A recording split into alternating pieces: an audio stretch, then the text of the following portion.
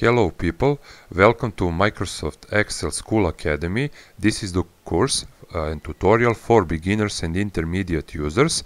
If you watched the previous lessons, I hope you will watch previous lessons, and if you like them, please click on like and subscribe button and hit the ring bell button to get the further notifications for lessons that will come in the future.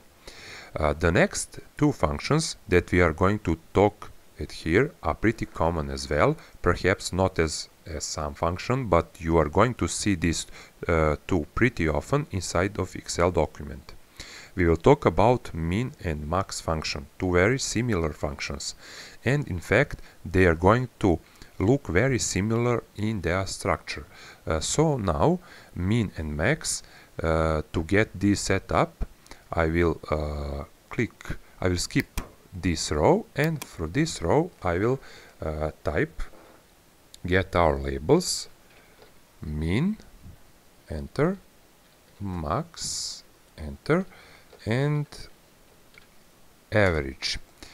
I will set up average label only for next lecture. I want to know first we are going to talk about minimum function. So I want to know the minimum value from a range of cells. The smallest value, for example, for bills for January 2021. So I am now on cell B11 and I am going to formula step. I am already here. I am going to more functions, statistical, and we need to find minimum. Yes. Okay, it gives us it opens function arguments window. It gives us the range of cells B4 to B10, and that is not correct range because we don't need total in this calculation. You see, Excel is trying to help us, but we must control this. So I will delete this because this is not correct range of cells, and I will select the correct range of cells. Okay, so it gives us back the value of 50 because the 50 is the smallest value in this range of cells. Now I know that minimum is in formulas tab, in more functions, statistical. I know it's there because I've been using this application a long time. But how do you know where to find this thing at all? Well, there is actually a couple of different ways that we can do this. We can use the books, and if you become more and more familiar with working inside of Excel, where you will know where functions reside, and this is going to be a no-brainer. And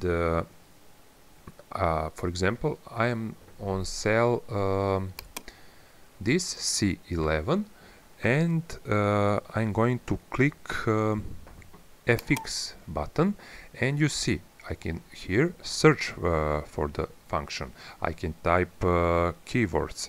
I can search by category, like here, you see, and down below they will give you suggested functions for that search term or that category. So I will type here. You can type here min, or you can type minimum. For example, I type min, I click go, and it recommends me this function. I click min and select the correct range of cells. It is this range of cells, and it returns me 60. That is the other way how you can find your function. You can finish for minimum function for March and April. I will show you for max function. It is the similar and already the same as the minimum function. We go to more, we go to statistical, we are going to check max function and delete this incorrect range of cells and select the correct range of cells. Okay, it returns 500, and that is correct result. Maximum value is the largest value from that set of data. So try this out, get those two, but then also do it for the rest of the months, and finish in the maximum function for the months of February, March, April, and that will be all for today's lesson. And in the next lesson we will talk about the average function.